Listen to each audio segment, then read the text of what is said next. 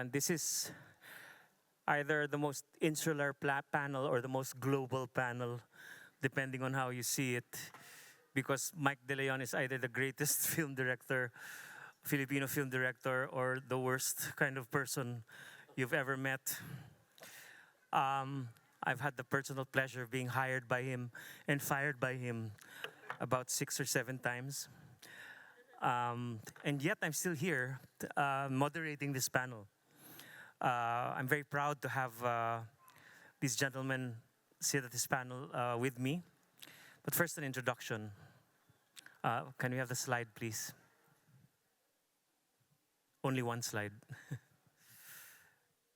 Mike De Leon's films form a compact but explosive body of work. Itim is a quiet, psychological ghost story that already shows his mastery of mood and repression. Kakaba is a surreal musical comedy caper that satirizes colonialism and the absurdity of power. Kisap Mata turns a true crime story into a suffocating portrait of domestic tyranny, while Batch 81 uses fraternity hazing as an allegory for authoritarianism. Hindi Nahati ang Langit explores desire and taboo within the family melodrama form.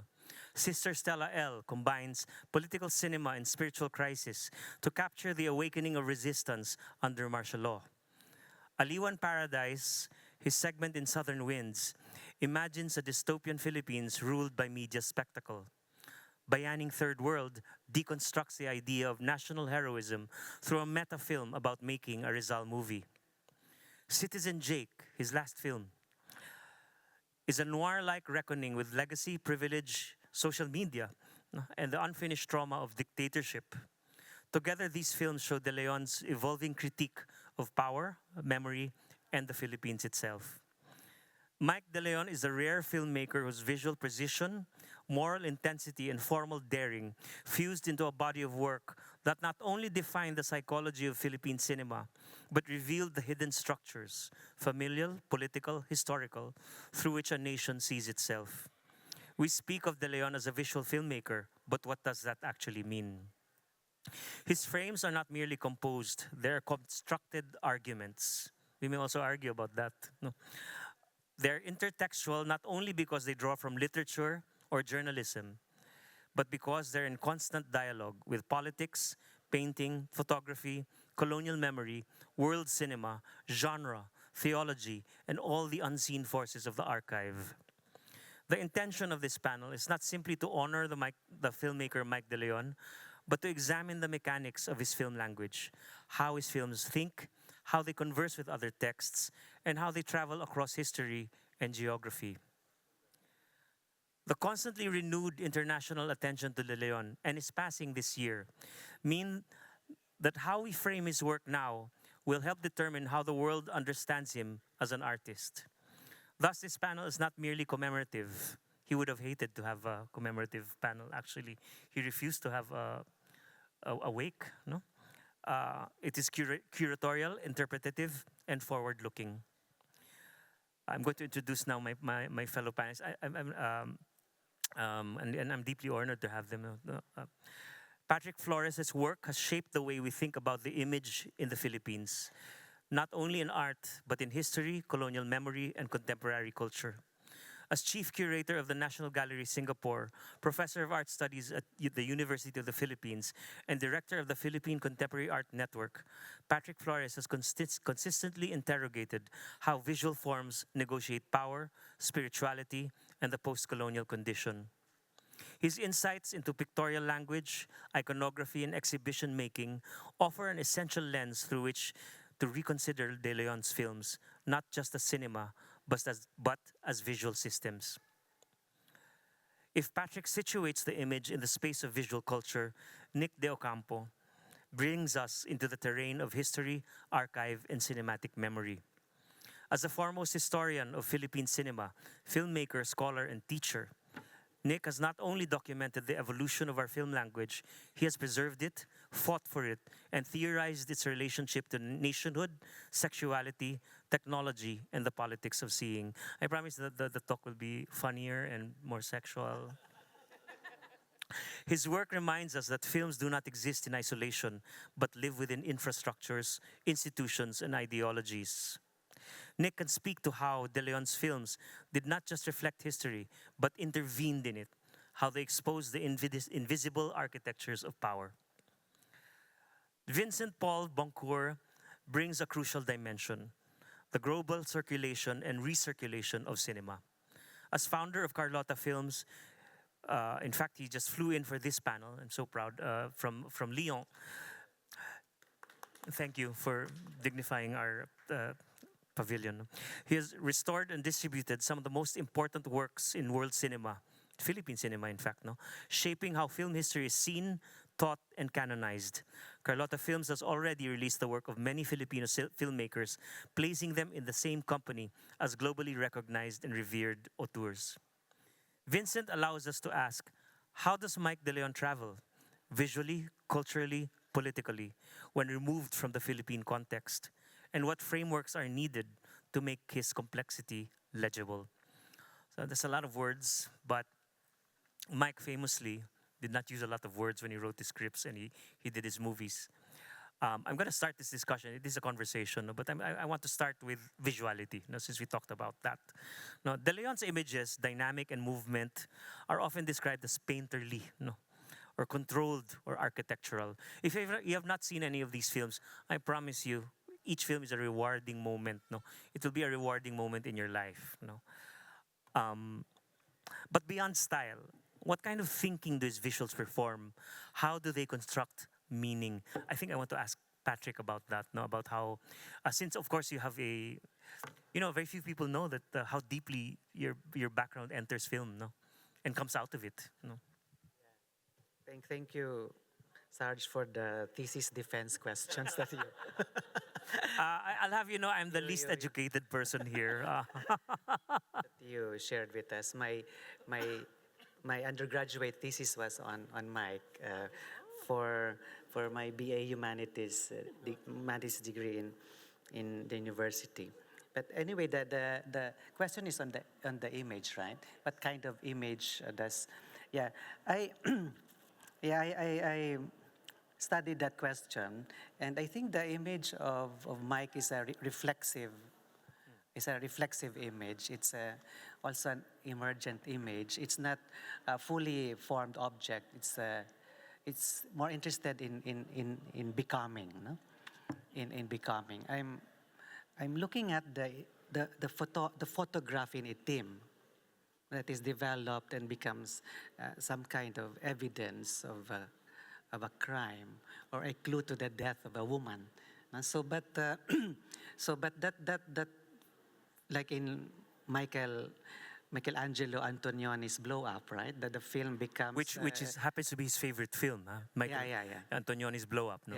Which becomes some kind of some empirical evidence of something that had happened to the woman. So I think that's one, that image is not fully formed, but testifies to something, to truth.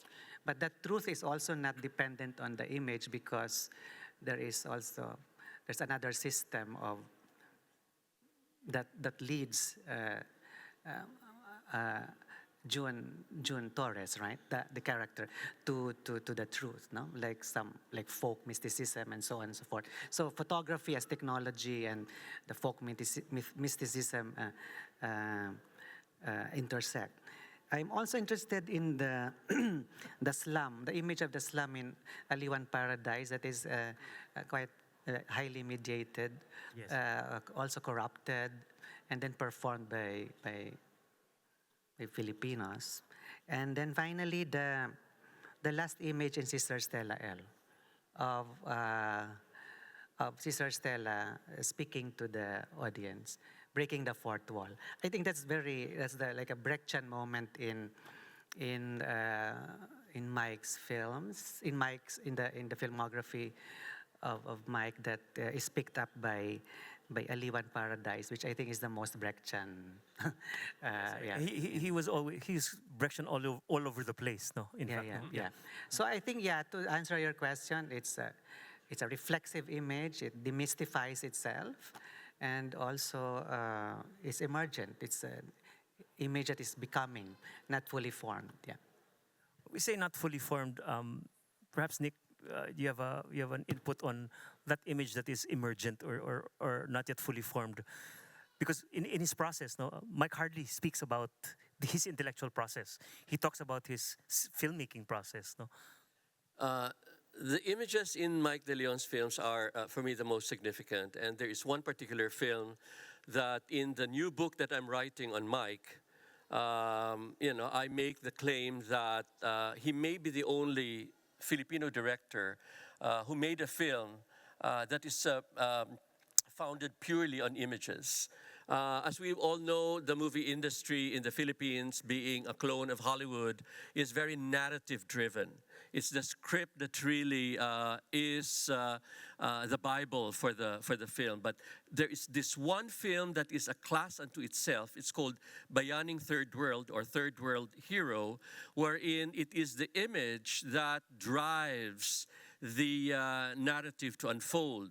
In other words, whether you call it emergent or in whichever way, the film is very much image-based. it begins with images, actually. It starts with, and this is why I'm also wearing another hat, which is not so much of a writer, but I'm a film professor in the University of the Philippines. And this is exactly what I teach, the use of semiotics to apply to the films of Mike. For example, there are two important devices that he used.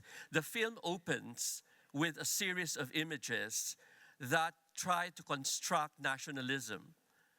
One image after the other, we have the national bird, national animal, national food, national dress, all of these things. But does that really construct what is Filipino nationalism? While he constructed it in the prologue of the film, he would destroy this in the entire film through the process of fragmentation. That was shown exactly when the image of Rizal, and he was referring, when he talks about heroism, it's really Rizal that he was talking to.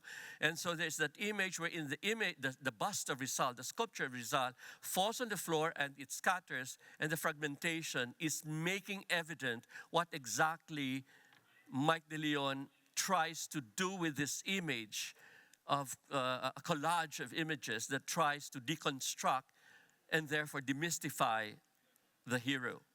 I'll leave it at that because there are a lot of other things to talk about, and we'll hear the other. In fact, I'm going to go back to Rizal in a bit because Mike De Leon and Jose Rizal share something in Germany. In fact, very closely. It's funny. And Ateneo. Yeah, of course, Ateneo. No, everybody's a Jesuit.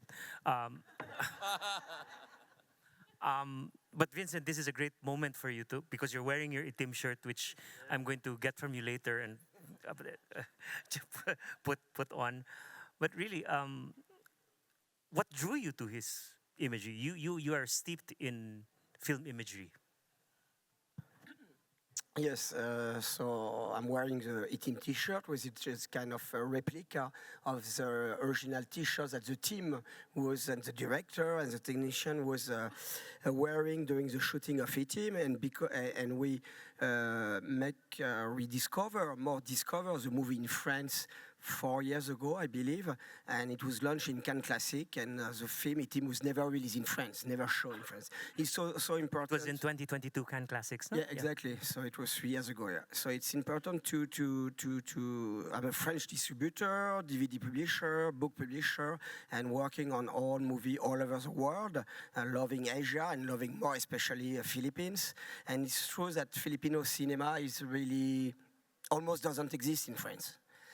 For example, Mike De Leon, none of this movie has been released at the time. So even though there was Kisap Mata and Batch 81 that was shown the same year, you had 2 movies in Cannes Film Festival in '82 at Director's Fortnight. This movie didn't find a distributor and was not released. So the work of Mike De Leon was completely unknown. And it shows that, coming back to your question regarding visually, of course, it's we have to remember also that, and this is how I discovered Mike. It was first with Lino Broca because he was a DP, director of photography for Manila, which is one of the masterpieces of Filipino cinema. So it was there was all the same band, but he was the DP of this movie. And after he decided to make his first film as a film director, E-Team, and it's true that E-Team, like you mentioned, Blow Up, Antonioni, and it's talking about cinema, it's talking about image, and this is what he did almost all over his movie he made, he direct. But of course, also what is interesting and what is really amazing about Filipino cinema in general, more especially the new wave of the 70s, 80s, is this is, and especially Mike, the Leon movie, it's a strong movie regarding the thematic, what he has to say is very political, social, but also it's in a way entertainment. And he made also melodrama. Kaba is a kind of, yeah. I released the movie 4 years, so it was not easy at the beginning. But it was, when I saw the movie, I was amazed by the movie because I knew Kiss Up Matter was like a dark noir movie, Batch 81. And when you saw that, you are completely, it's at the same time the same director and a different one. So you are amazed how. And also, at the same time, he's using the visual aspect and a speech about cinema and image and picture. Thank you. I'm going to digress for a while and talk about, French cinema and Mike De Leon. There is a sort of, and also coming off of what you said, what you mentioned about image, and what Patrick mentioned about reflexivity. No, because French cinema there's a lot of reflexivity in it. I recall Godard, with a lot of reflexivity. But I want to know what attracted you to Mike De Leon versus Lino Broca, who you also promote and like. Yeah, all Filipino director of this period, and Nick movies also, because he's also a film director. I didn't see it yet. But I think it's always, discovering. And one man was very important in France regarding Filipino cinema is Pierre Rissian. And Pierre Rissian who passed away recently. 5-6 years ago. Yep. And he was really the guy, not the only one, but the most important in France, to bring Filipino cinema in the 1780s. He was working, in the shadow of everything, of production, of Cannes Film Festival. And I do believe the first Filipino movie that appeared in Cannes, it was thanks to Pierre Rissian. And Pierre Rissian was a good friend for a long, long time ago. And he was always telling me, because he's passionate, full of cinema and everything, you have to release, you have to sell Lino Broca, who's maybe his favorite one. So he was always telling me, you have to distribute, to release, to show Lino Broca movie that was impossible to see because of the prints, the elements, the right, and everything. So I said, yeah, well, I would love to, but there is no possibility to do it technically and right honor. And at one point there was restoration, and in Manila, in Xiang, E-Team. The first movie I discovered of Mike De Leon was Batch 81 in Venice Classic about 10 years ago. So the importance also to have the film traveling in film festival, talk in books and other. And so, with Batch 81 and after Kiss and Meta, I think it was the second one, I fall in love about Lino Broca, it's a lapsus, Mike De Leon cinema, and Pierre Vincent put me in touch with him a long time ago, and I got in touch with him by email. It was COVID, so it was just by email. And after COVID, we had the release of this box set that some of you know. So that yummy. Has all the movie except one, Sister Stella L, because it was not yet restored, but it was kind of fascinating. So we developed a crazy project, like many times, to get the right of almost all movie of a film director and to release them in France. And this is what we did in theater, in cinema, festival, and other. And after we know, or you know, that Mike De Leon was not so social. So to meet him was not something easy. He don't like to go out, to go to premiere and other.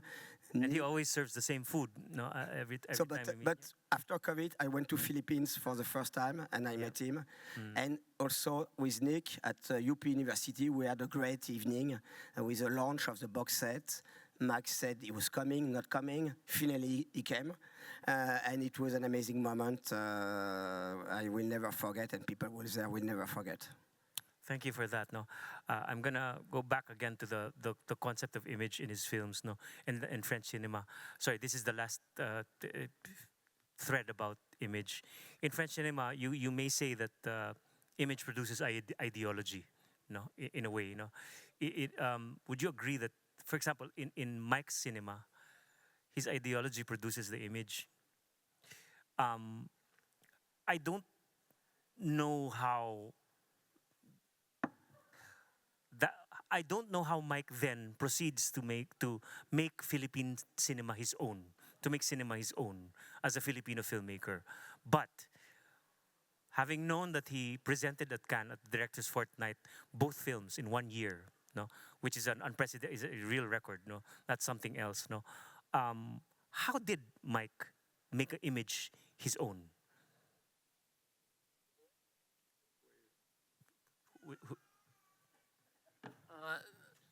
The content is definitely Filipino, all right? Jose Rizal, for example, references to that, or A Rebellious Nun, or the social reality.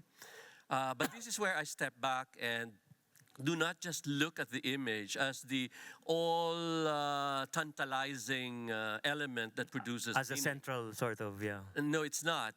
Process in Mike is very important, which I think was hinted earlier by Professor Flores, that there is really and that's why you came up with the emergent image, because the image doesn't seem to be full and fulfilled.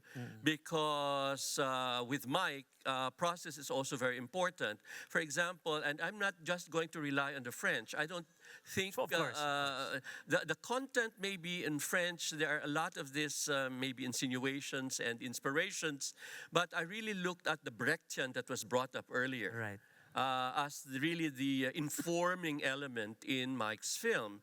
For example, he plays around with the breakup of the third wall. The Brechtian, he breaks it up so that the character talks to the audience directly. This is so well fulfilled and brought to a high level in Brianing Third World, wherein he even goes beyond this breaking of the fourth wall. You could really see that in the beginning of the film, the actors who were to play Rizal and Bracken were all smoking. They have watches. Wearing shades, yeah. They are being made up. They're being put some makeup. So you know exactly that they're being prepared for an illusion of a role that they're going to play. That is very Brechtian in a sense, right? So it's unfinished, the image, yes, that's correct, because the image has to fulfill itself into the illusion with a reference to reality, and therefore let's bring another Germanic element, which is the dialectic. So the image becomes dialectical in so many levels among the actors, the actor and the audience, truth and reality, fiction and illusion. You know, all of these things are, you know, in the book I'm writing right now, it's amazing how you will be able to analyze the films of Mike De Leon. I mean, just in Bayaning Third World, and that is a book unto itself. You know, and yet here's the interesting thing, because I don't know if I was the last one to interview Mike while he was alive. So I went up to... you went up to Baguio to see him. I did. Yeah. And, you know, I just asked for a 1-hour interview, and we ended up with 2 hours and 45 minutes. And he only asked one thing, for him to, you know, be allowed to go to the toilet.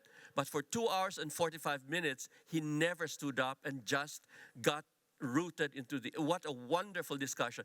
What was surprising was, he's not... Either he was modest about it, but he said he's not conscious about, you know, the Brechtian technique, of course, it's there. He only mentioned, of course, Antonioni, but that's how far our conversation went. That's interesting, because also I've been in cinema, not talks about cinema with him, but you know, making a movie with him, trying to make a movie with him, and he never talks about references. No, he always talks about the narrative. He talks about the story. No, in fact, no. And we you know, a meeting is 7 hours just talking about. Please. Let me just jump in, because this is very important. He knew that. Well, I was able to convince him really personally that, you know, my interest is deep. Yeah. You know, he gifted me, Vincent, with maybe hours and hours of behind the scenes. And all of his notes, because Bayaning Third World, the version that we have is the second version. There was a first version with Agamulak, and then later on it became He had shot it. He had shot. he part of shot it already and dismissed because the actor doesn't seem to fit the character. And so I have hours and hours. You have the of footage. Agamulak cut. No. I have the Agamulak cut. I have the entire behind the scenes of the Joel Torre cut. So for me, I'm the richest person in the world with such a gift, and you can just imagine how this will go into the writing, how this will inform the writing of my book. Of course. Interestingly enough, Agamulak himself confessed, no, that in order to get into the character of Rizal, he did not read his books, no. That was widely publicized, no. So, but I'm going to go back to what you said, no, Germanic roots, no, or Teutonic, no, as it is. De Leon draws from literature, journalism, middle-class concerns, no. And we're going to talk about middle class later because he has a distinctly middle-class gaze, no. And that's why Kakaba for me is perhaps his most sincere film in a way, no. But also from genre cinema, European cinema, religious iconography, social media. Perhaps you can use this opportunity as well to connect him to his background as a student here in Germany. No? And Patrick, you know a lot about that. No? A background that he curiously shares with Jose Rizal, whose work he recalls, of course, in Bayaning Third World. So, Patrick, I think and this is... This is the question on intertext, right? No? Not yet. Not yet. So No, I just want to... very few people know that he studied in Heidelberg. he studied photography. Photography. He was an arts... He keeps... And I think art history. art history. But, Yeah.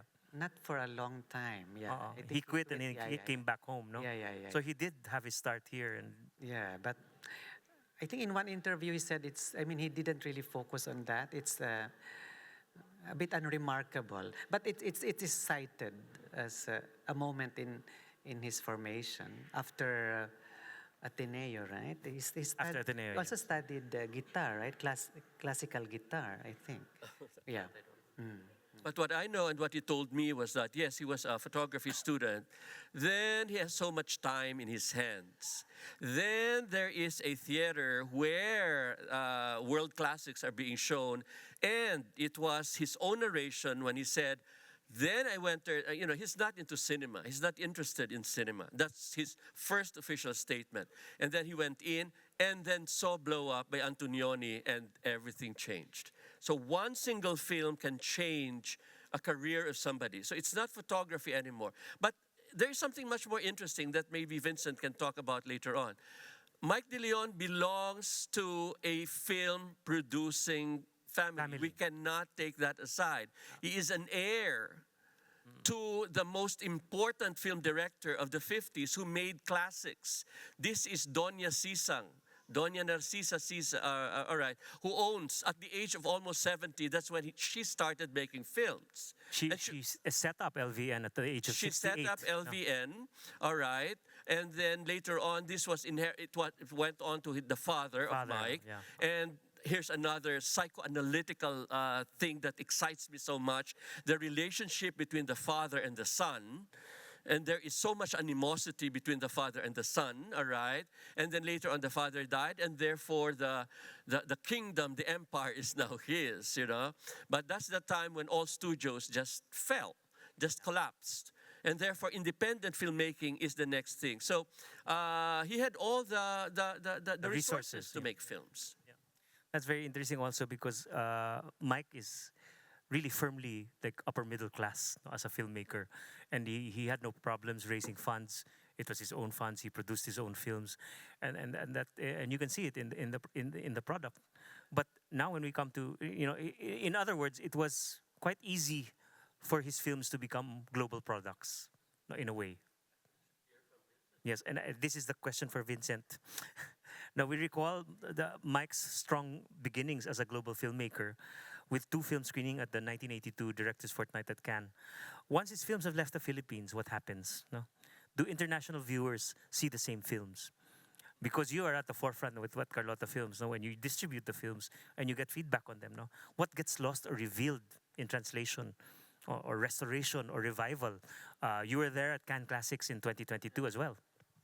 I think I already talked a little bit about it before, but what is curious and interesting in the same way that I repeat, none of this movie has been seen released in France when it was made. So he went to film festival. You're mentioning 2 titles at Cannes Directors Fortnight. He is one of the rare directors to have 2 films the same year. Wim Wenders, a few years ago, maybe Godard, I forgot. Room 666. Yeah, exactly. So very. Sister Stella. Sister Stella L, sorry, was in competition in Venice. So Filipino and Mike de Leon movie at the time traveled a little bit, but mostly only in film festival. Of course, there is also an important film festival in France that you know, may know, is Les Trois Continents in Nantes, and there was in '81 maybe the first retrospect on Filipino cinema, including Mike de Leon movies, but it was really tiny and really secret in a way. So why at the time, not the French audience, because you have to get distributor to buy the movie and to propose it to the audience, but why the professional? Maybe they were thinking that the French audience won't really be interested on Filipino cinema. It's true that at the time in 70s, 80s, there was less movie release than nowadays. For example, nowadays it's very rare to have movies shown, whatever the section in Cannes, not released later in France and also the rest of the world. So I don't know, it's maybe what is really true. It's not only the case of Mike de Leon movies or the ones that the film are completely really modern from the time, maybe too modern, and too modern in a way. Maybe also we didn't know so much, almost nothing about Philippines. Now a little bit more, and there are like 2 days, like Philippines being a guest of the book fair and advertising to go there, tourism and everything. So it maybe looks far away, too far away, and maybe.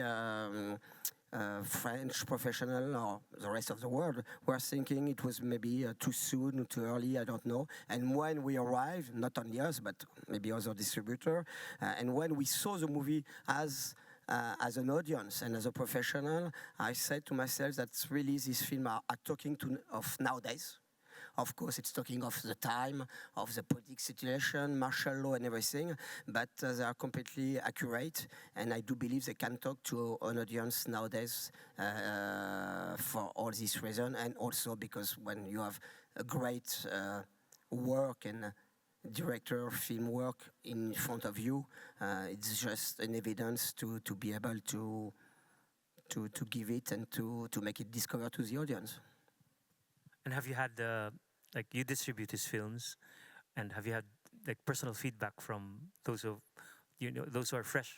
It's true that I do believe we are still a little bit in advance on our time because it's not easy. There is a lack of notoriety of Filipino cinema in France or in Europe because except Filipinos themselves or some very cinephile, it's a cinematography which is not so well known. There are interesting film directors, of course, of nowadays, but it's not like Korea, for example, for 20 years that appear on the pictures of cinema with big success, popular and other, and maybe it's missing more popular success overseas of Filipino cinema to have the audience to go back and to be interested in the past of what happened. So it's still not easy to bring audience anyway. I'm talking of my country, French audience to go to discover, but it's step by step. It is a way because we are. Working with obsession, passion, and others. So we have to release other movies, other titles on video, on cinema, on TV, publishing books. We are publishing Nick Deocampo, first book in French. Yeah, and I'll ask you a question about that later. Yeah, it will be released next week, soon, in a few weeks. So it will take time, I do believe, but when people are in front of the movie, they love it. And they are really impressed. Yeah. You cannot imagine the press review we get the Magdalene box set and the release, because almost even the journalists, cinema, whatever the generations, they didn't know about Magdalene and they discover it. And for them, it was really a revelation at almost 100% of the case, so which is rare. It's not, oh yeah, it's interesting, so no, they were completely amazed, and it got a prize, I believe, from the French press, and now, in a small level, but we will expand it. People know Magdalene in France, and it's I could say it's part of the map of the cinema history, which was, I believe, not the case before. So I know it will take still a long time to grow the audience, but maybe in 10 years, 20 years, 30 years, we will arrive. I hope so. No, we're willing to wait. Okay, now I'd like to return to his aesthetics, actually, because there's so much to explore. I'd like to ask, actually, Patrick first about this. No, Mike De Leon is both formally precise, we know that, and politically direct. No, I know that also when he does in his process. No, he's quite formal in his process. His camera movements are formal. The way he directs his camera is formal, unlike today. No, some would say too controlled. No.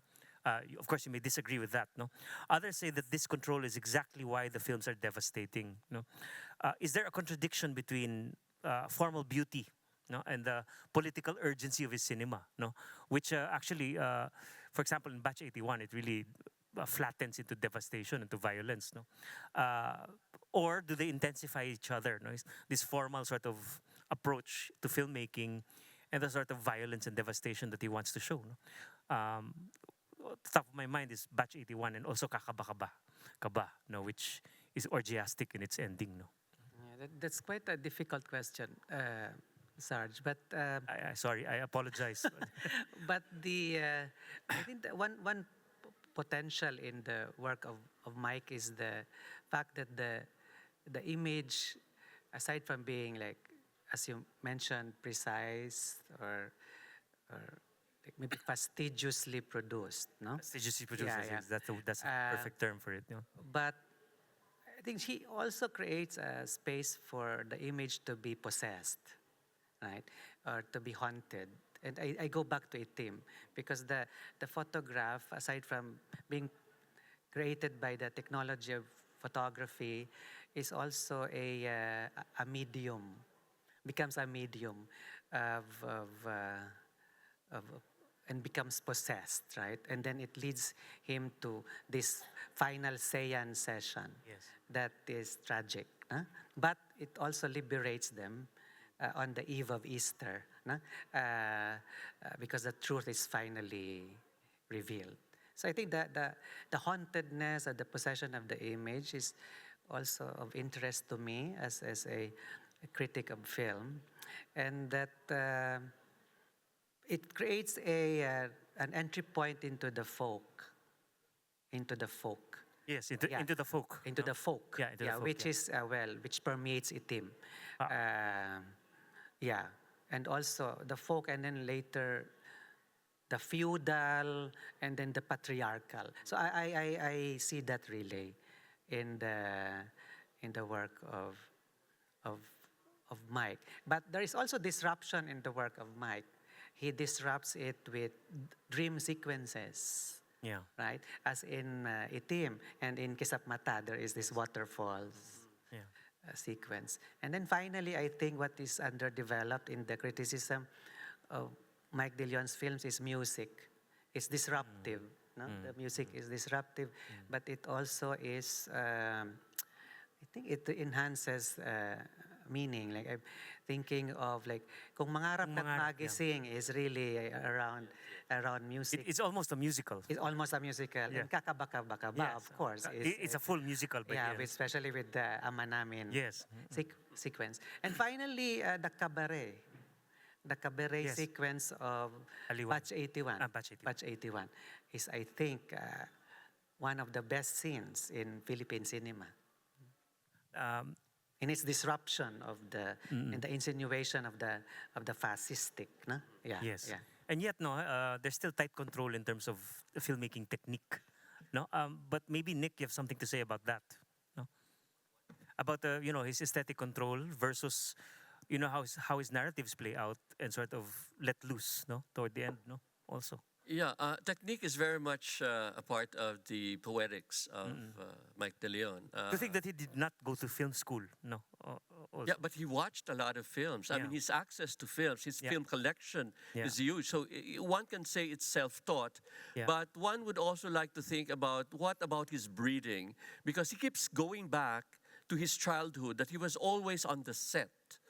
He was always with this director. So this is kind of an interesting He lived in a house where the actors lived as well, in another floor. Absolutely. And they turned the house, the ancestral mansion, into a location, you know. So they, Mother Doña Sisang was kind of stingy, possibly, but there's a lot of savings to do. Yeah. So he really remembers he grew up with the set. So that is something that one needs to look at. So when you talk about technique, however, technique is really coming from the outside. What technique can you really get from Filipino movies when this is really a copycat of Hollywood? Meaning there are a lot of things to talk about that. And that's a really great statement. But where does Mike De Leon really come in with this Brechtian technique, with his appraisal of the image as a semiotic entity that forms into a language that does not result into a narrative the way we know narrative to be as a classical Hollywood narrative cinema kind of language.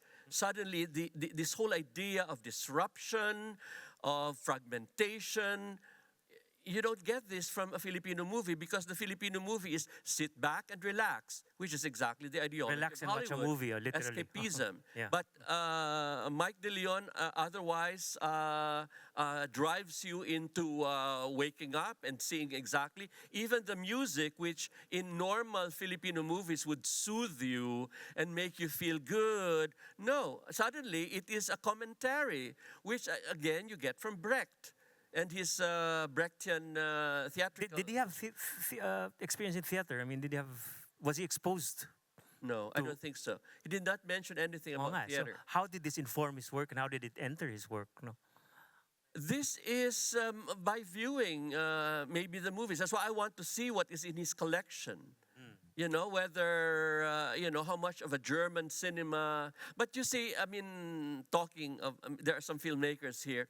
All it takes for one filmmaker is to see one film, and you get it. And yeah, you get it. I mean, Mike De Leon watches Blow Up. I was about to say Blow Job. All right, I'm sorry. That's for another panel. That's another actually. panel. Yeah. I'm sorry. Am I in the wrong blow panel job is for now? another All right. Maybe on the Blow other Up. side. They're starting. No, There's nothing I'll be happening late. there. Okay. Yeah.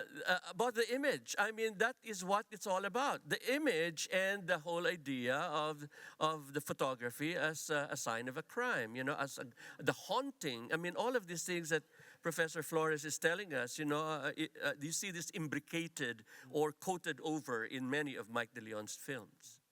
And yet his approach is hardly intellectual when he's talking to you, when he's talking about making a film.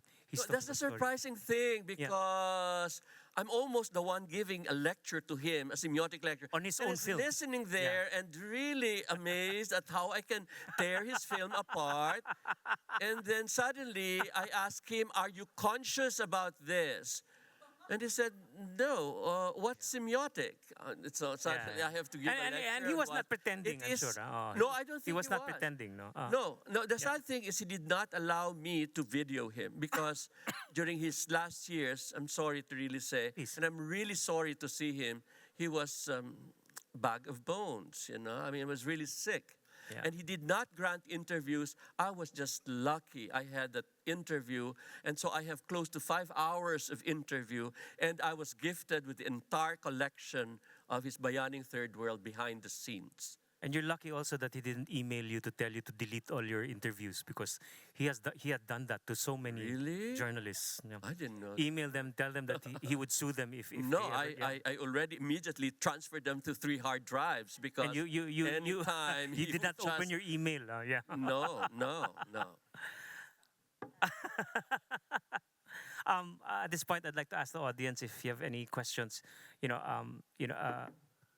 Any questions about even about Philippine cinema, because it's such a rich. I want to say that this is, of course, we're talking under a literary frame, but the reason why Mike De Leon is here is because he draws so much from literature. No, most of his films actually began. Yeah. So if you have any, yes, Annette. Yeah, maybe I could take up that aspect because Maynila sa Kuko ng Liwanag is based on a novel by Edgardo Reyes. Yes. And I've talked to some people here who agree with me that this is a milestone in Filipino literature. And so I actually had tried to find a publisher for that novel, for a translation in German. So my question would be to Vincent, maybe, or also the others. Is that, do people, when they see a film and they find it great, later want to read the book? Or is there in marketing a film, does that mean something if the book is also, For example, the novel is if also I watch translated? Kisap Mata, would I want to read, the Joaquin, a piece that what Kisap Mata was based on? I mean, they said that, in France, the new film about the Count of Monte Cristo, so the Gallimard edition of the original book, which is 800 pages or so, was a bestseller. Is that just me dreaming that this could happen for Manila sa Kuko ng Liwanag in German? We hope so. We first, it needs to find a publisher to do it and to propose it to the audience.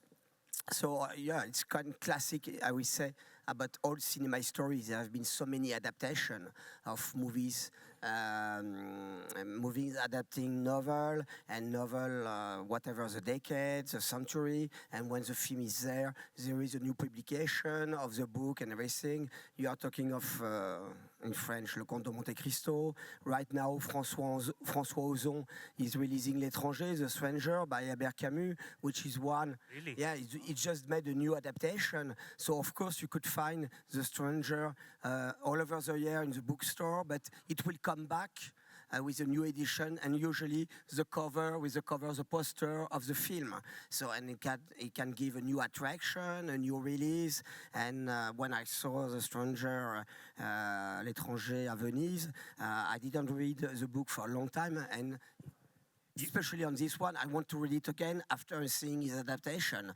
After it's true with Mike De Leon, it's maybe books that are really less known. And I do believe he made also an adaptation from a comic book or something like that. Really? I think so. One of the books was kind of comic book, like also, and there was kind of adaptation. Anyway, he was, I believe, reading a lot, interesting on literature. But I do believe when people doesn't know the book, anyway, for a foreign country, first already to have the possibility to see the film itself is already a great chance. And after to go deeper and deeper, this is why it's not an adaptation, but we're also publishing books about cinema, and we will publish soon Nick's book, but we are doing books, for example, of Ozu diaries.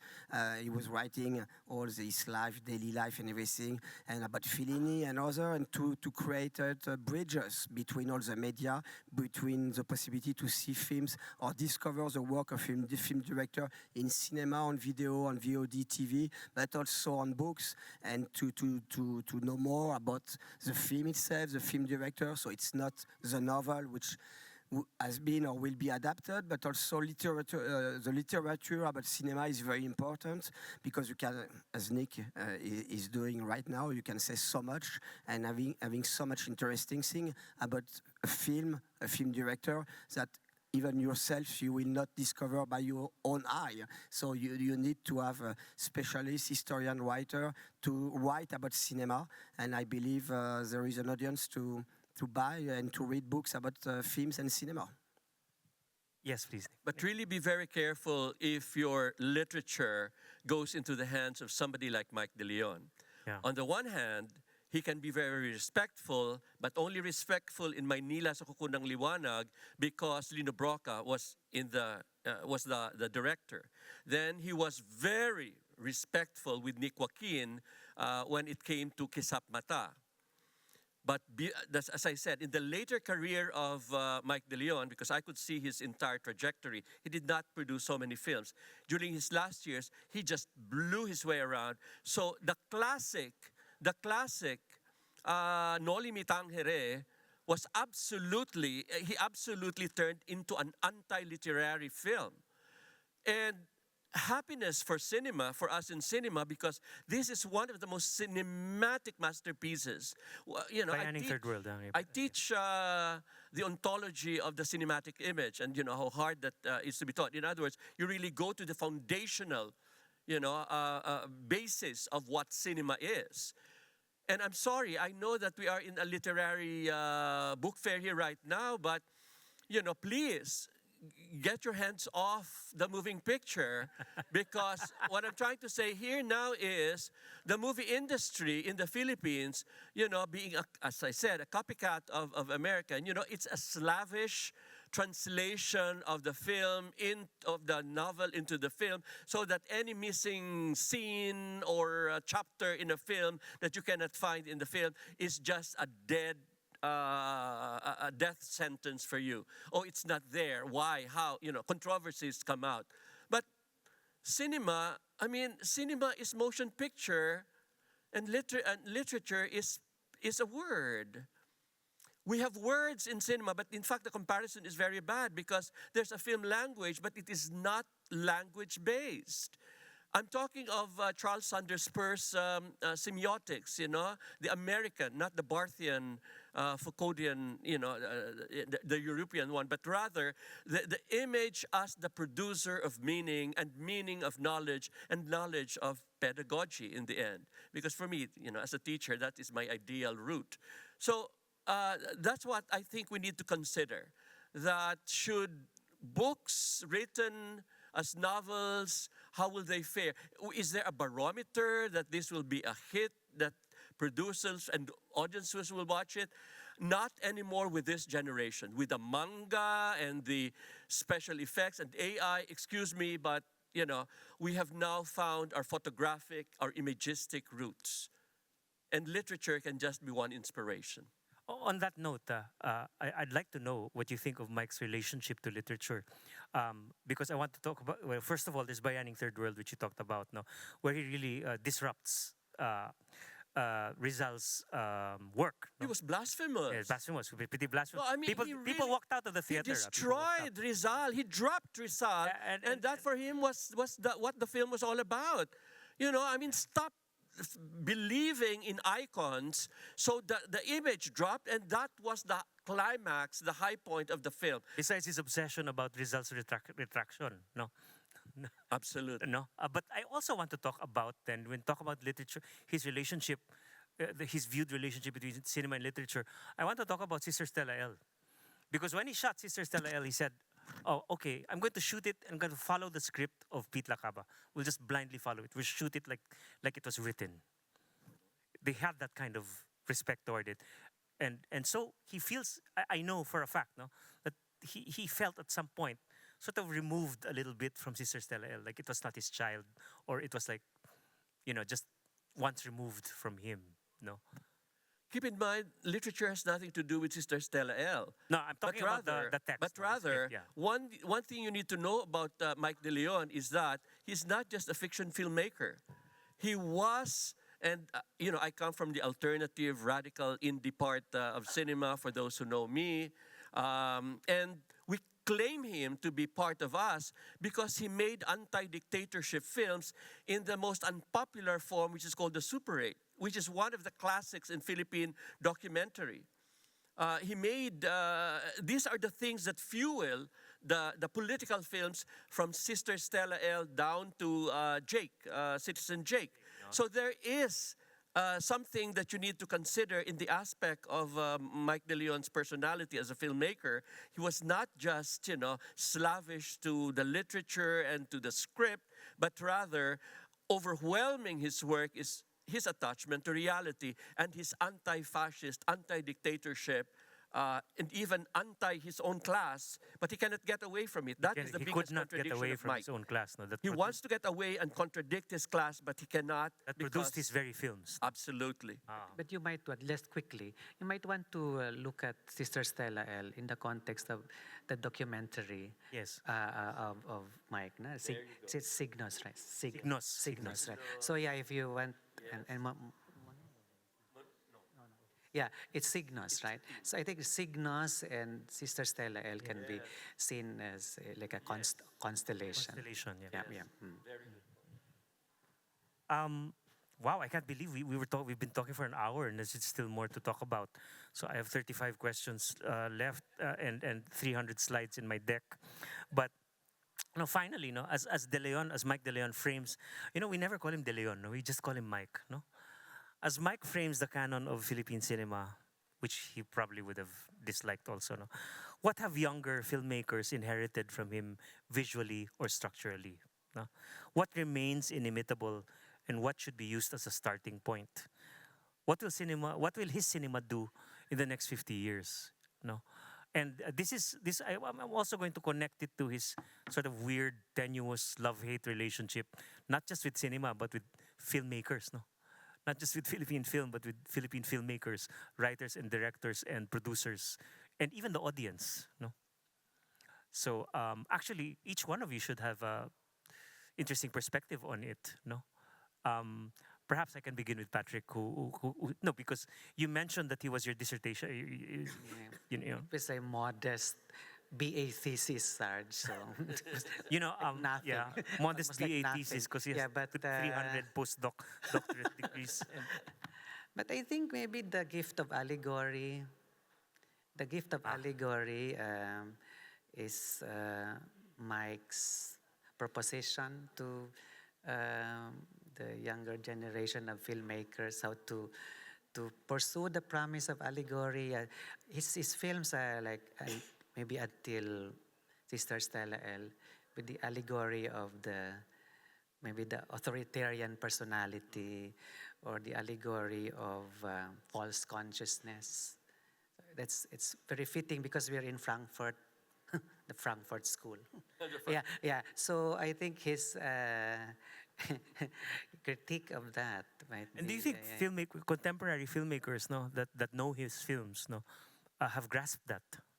No. Certainly his Maybe techniques, unconsciously, have been grasped, I'm not sure about the techniques because the mode of production is different. And he had the resources and he had the time. That makes everything different. No? Yeah, and he didn't have, this maybe burden or this like, intense negotiation with the popular consciousness. Which had shaped the work of Bernal and Broca. That's why Sister Stella L is an interesting case because it was made with Regal Films and Mother Lily. Sister Stella L was approved on the basis of the title rather than the story. But that was Really? not the original title, I think. It's like Sangandaan. They changed it. Yeah. Yeah. Mother Lily thought that Stella L rolled off the tongue so well that she wanted to And make. L, it could be, that, or it could be also Laban. Yeah. Because it was the time. Yeah. Yeah. Yeah, certainly. Yeah, so it could go both ways. I mean, that's what Mother Lily is known for. And it led to her disappointment, actually. Yeah, because it It did not fare well. No. Nick, you must have something to say about this since you teach film also. No, about how he travels in No, your question was about whether the younger yes, generation yes. will How he travels in the adapt. younger generation. This is the reason why I write books. This is the reason why I teach. This is why I open my mouth. Because, students left on their own, they consume and they consume. Patrick was correct again. The environment upon which culture is being produced right now, the consumerist culture with Netflix. I mean, it's amazing. During my generation, we have to grab the films from the Italian embassy, the French embassy, just so we can watch this Antonioni film or a Kurosawa. And every moment that we see that film, was life-changing. Now, all of these classics are available in Netflix, in YouTube, in Yahoo. Are the students learning? So my point now is here is an analysis of the film, frame by frame, even in a postmodernist, post-structuralist, Foucauldian, name it. I'm using all the tools in the trade to translate knowledge into pedagogy. Because in the end, my concern are these young people.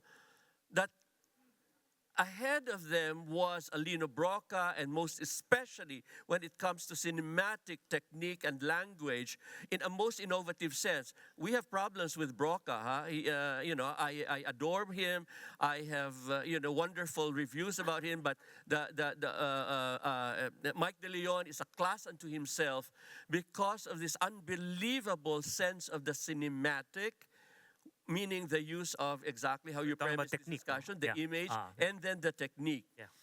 And you have to lay that down very clearly in ways that the young generation can understand and can emulate. It's just a pity that I'm now retired from university, that I cannot have a classroom where I can have the laboratory to really change their minds. But we have all this open forum that maybe somehow we can still do. But this is a great conversation that we have. In the end, what is Mike De Leon in years to come? Because he was so avant-garde, way ahead of his time, and therefore, is he even acceptable in that future? Vincent, since you are literally distributing his films, and in other words, you have some sort of faith and optimism, yeah, you're putting literally faith and optimism means money, into it, no? Yeah, of course, and I will continue what Nick just said.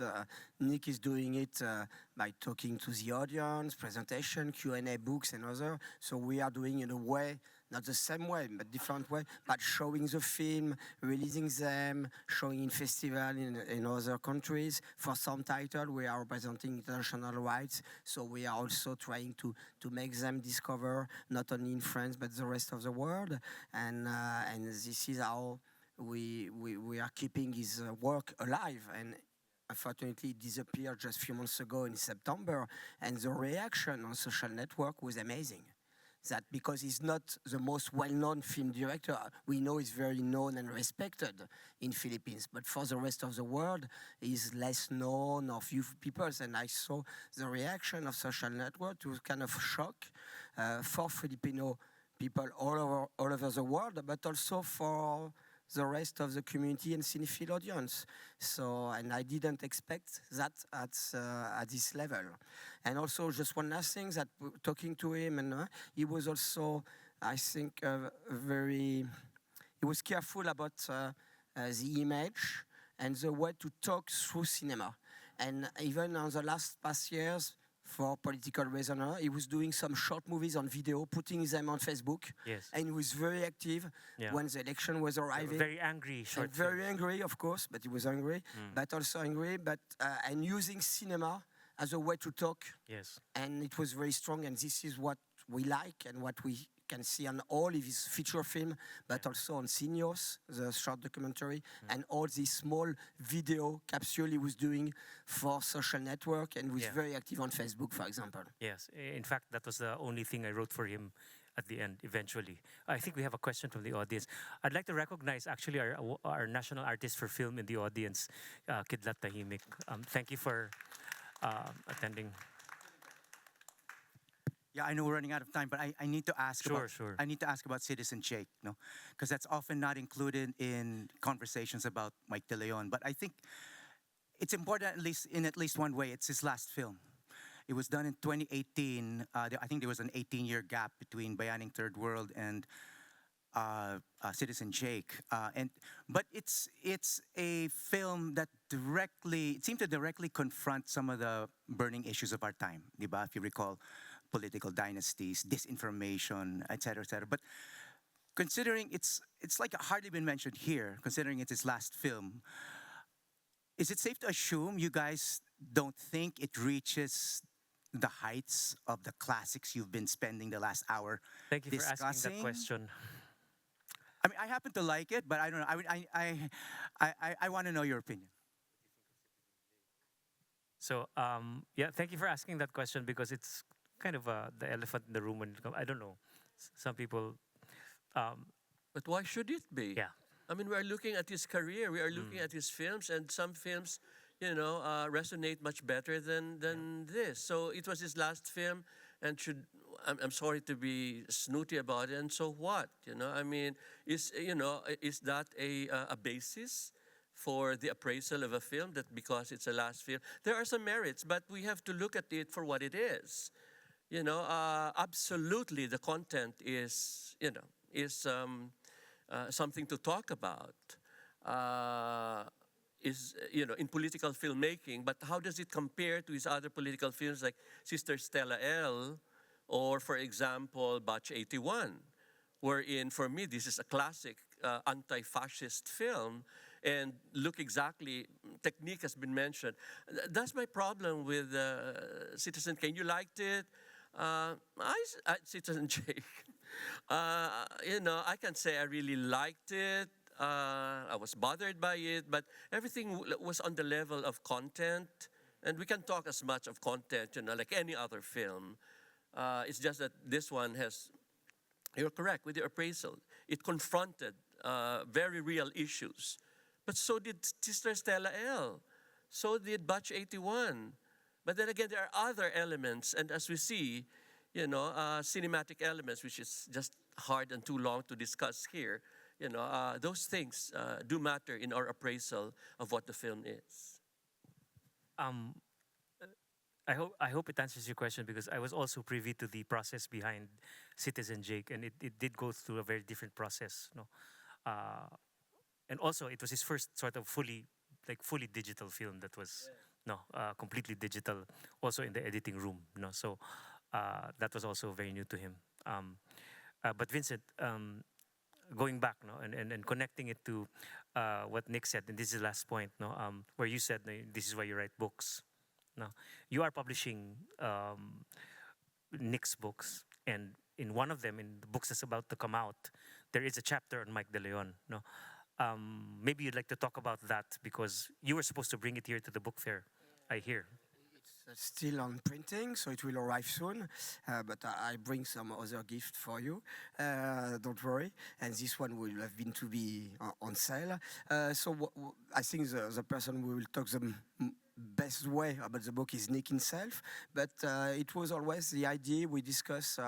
Of course, Nick came to me. We know each other for years, and he's writing so many books every year, and will continue because he's talking about some project. And at a point with all the event happening here with the book fair and Philippine being the guest country, he told me if I will be interested to publish a book from him in French. And as we independent distributor, publisher, we are not really reasonable. I say yes directly, but because I knew it will be good. I trust and I follow what he will propose to us, and it's a kind of book talking about not all Filipino cinema history, but with different direction, of course, with different chapter. One on Lino Boca, one on Mike De Leon, one on you. Etc. But I do believe it's part what I said previously. It's part of the importance to to make aware and to make discover Filipino cinema also by books. And of course, it's kind of challenging, but we made also, like we did on various other projects previously, on the beautiful editions, we call it Bible editions. So it's like a Bible, and it will be, I believe, a reference. It is a reference and a Bible about Filipino Mike cinema. would love that, calling it a Bible. No? The Bible, yeah, exactly. And so we every year we have 1 or 2 titles on this kind of specific edition, and I do believe it will, and I hope anyway, it will contribute to make more known Filipino cinema and to discover things, because you are talking also of how the cinema arrived in Philippines with the Americans and others. So you have so many directions. There is a beautiful preface, we said, by Charles Tesson, which is one of the most well-known journalists, historian, cinephile and other. And he read all the book. He was amazed by the project, but what he read. He wrote also this small book we made on Mike de Leon, which was part of the box set, but we made a book separately with English translation. And so I do believe it's, and when you read it, you go to some chapter, you want to see the movie, and you will discover and you go deeper on it, and especially Mike de Leon. Thank you. Thank you so much. Now, I'd like to say that, we went a little bit out of, when I proposed this panel, we went a little bit out of, on a limb, talking about a filmmaker that many of you probably haven't seen, especially those who are not Filipinos, no. But this part of the very, evangelistic idea of, our being guest of honor at the book fair, where we want to be something in the world's imagination, especially with a filmmaker like Kidlat here also, we want you to look at our films. We want you to look at the name, look at the films, and consider the text of the film also. And I want to thank you for being here and for sitting through this. I invite you to explore Mike de Leon and other Filipino filmmakers and other Filipino films. And I want to thank Nick Deocampo, of course, Patrick Flores, Vincent Paul-Boncour for joining us here today. Thank you.